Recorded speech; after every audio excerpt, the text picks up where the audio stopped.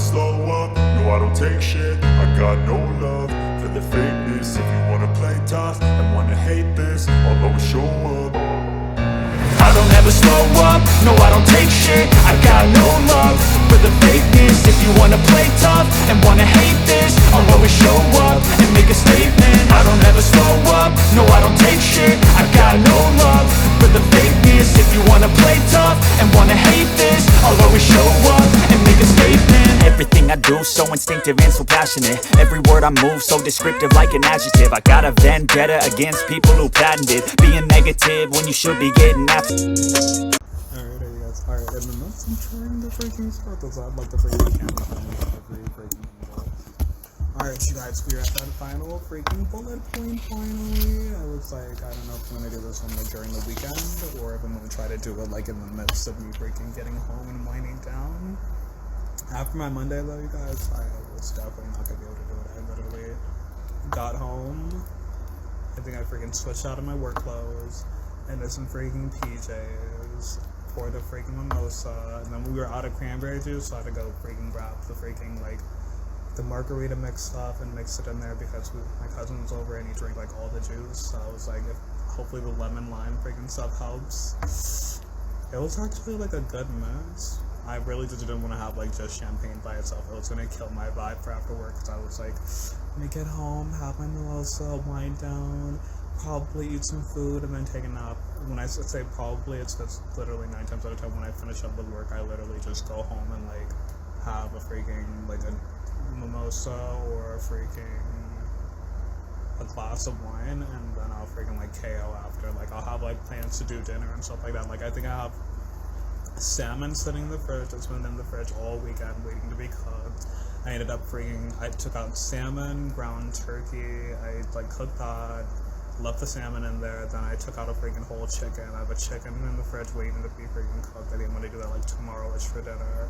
So it's been freaking busy, so I'm like adding that to my freaking flow. When I get home, it's not even gonna work.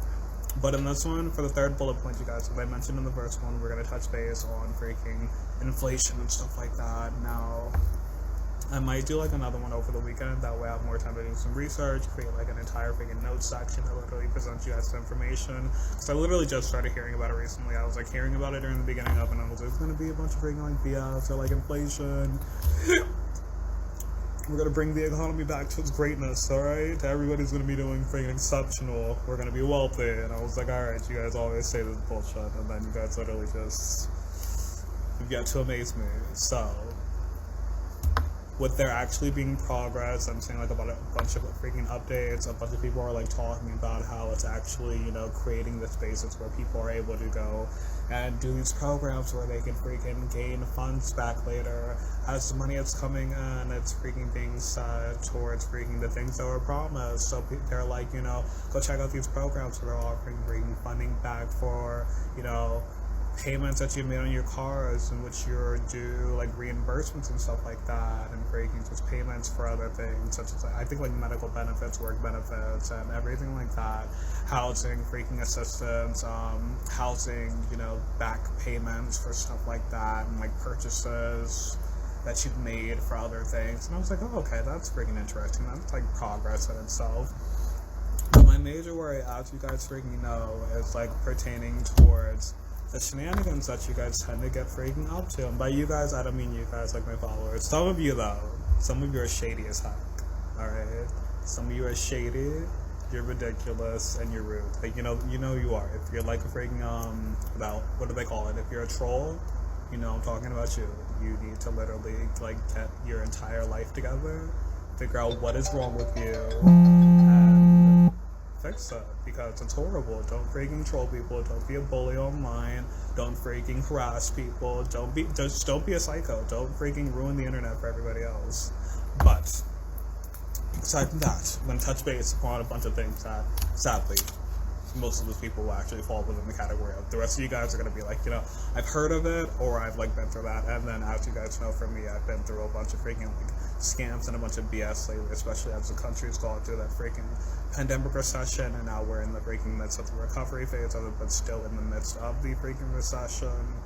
It's been freaking ridiculous. I've seen fake job offers freaking just be posted everywhere, and that's one of my notions actually. So, in inflation possibly backfiring, one of my major notions is the surplus of freaking funds throughout the economy could freaking just literally be horrible overall. Like, what if one day we all freaking wake up? And I remember, like, during the beginning, like, right before the pandemic hit, I was, like, pondering on a bunch of cool things so we could do, like, make the world seem more interesting, to, like, fit that freaking vibe of, like, what we expect it to be, like, more scientifically advanced, the flying car aspect. And I remember, like, seeing this freaking thing where somebody finally created a flying car. I think it was, like, freaking, like, Germany or Norway or so. I believe it was, like, Norway or, like, Sweden or something like that. It was, like, somewhere in Europe, and I was like, this is freaking, like, so freaking awesome. I've been waiting to see this forever.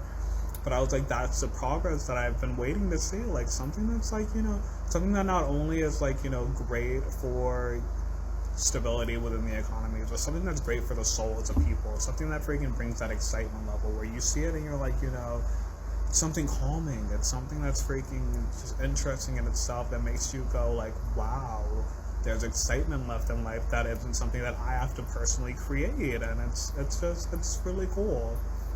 So I saw that and I was like, that's freaking awesome and exceptional.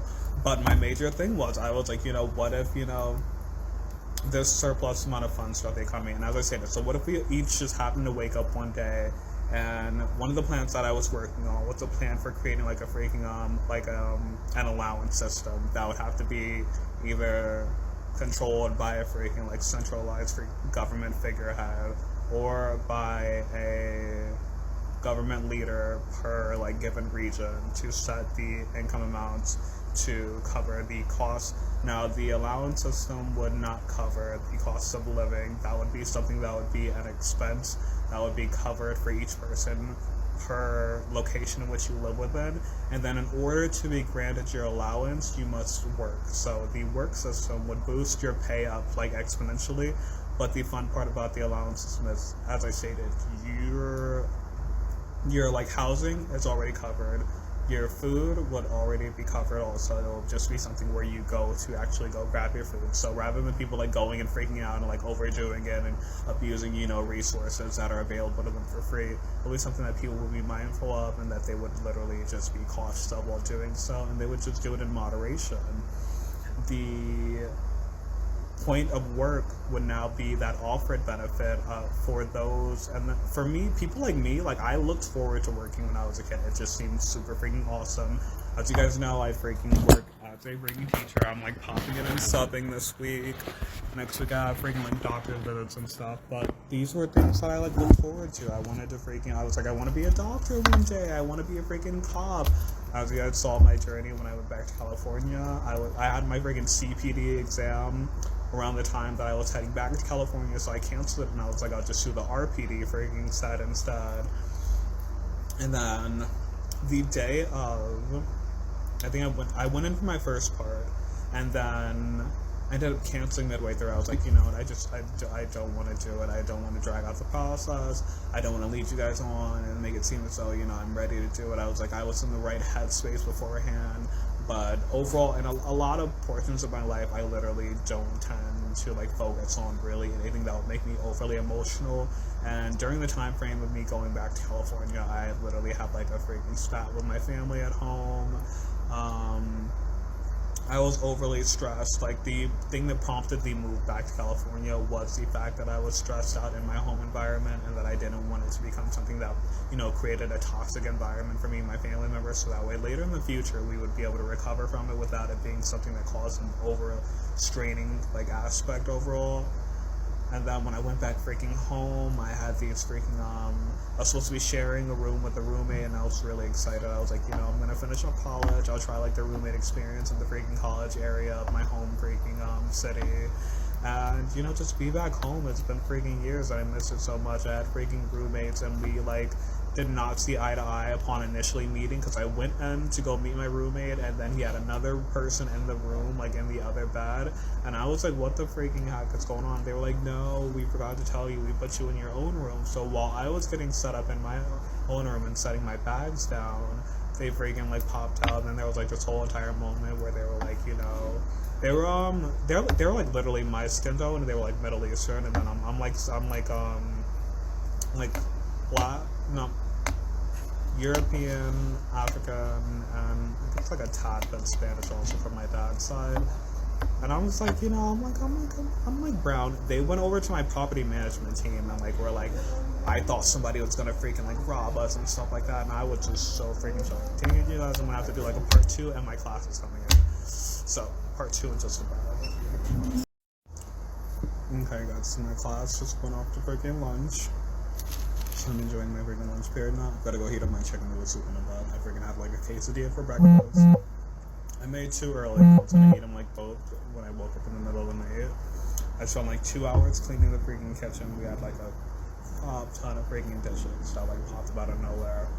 I think I washed like maybe like 20 freaking cups, and then it's not even like it was just like, just the cups in general. It was like the water bottle sets mixed in with the freaking cups, and then the glass cups, and then the freaking like glasses. So we had our wine glasses and freaking just everything else mixed in. Then nearly every freaking bowl was in the sink, and then I would say like maybe like a third of the plates or so were in the freaking sink also. So it was just freaking ridiculous. And then it was the silverware. The silverware, we had like literally nearly every freaking spoon in there. So I was freaking just washing dishes until like freaking. I think I woke up at like 10.